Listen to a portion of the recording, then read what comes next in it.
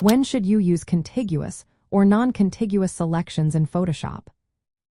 Imagine you're working on a colorful collage or editing a photo with multiple objects of the same color.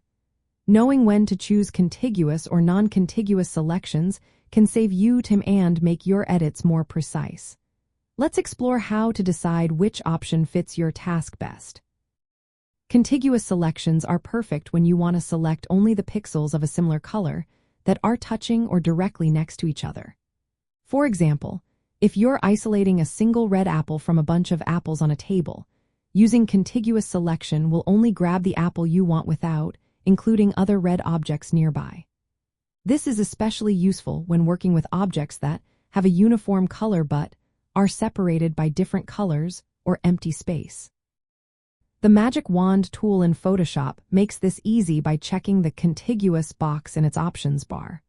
When you select this, only the connected pixels within your tolerance range are chosen, helping you refine your selection to just the area you need.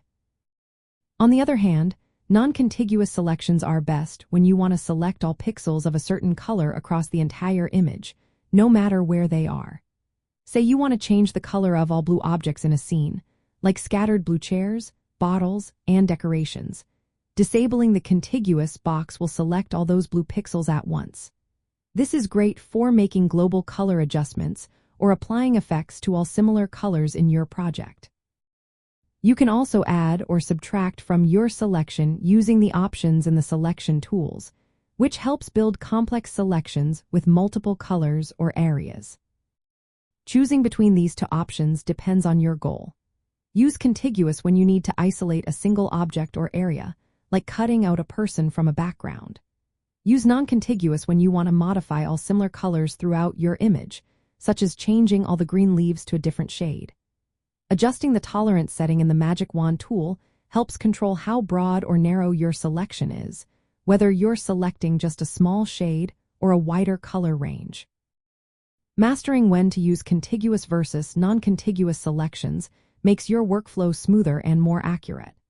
It helps you avoid selecting unwanted parts of the image and speeds up your editing process.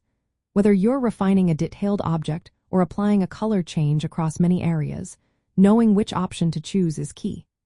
So next time you're working in Photoshop, think about your goal and pick the selection method that gets you there faster and more precisely.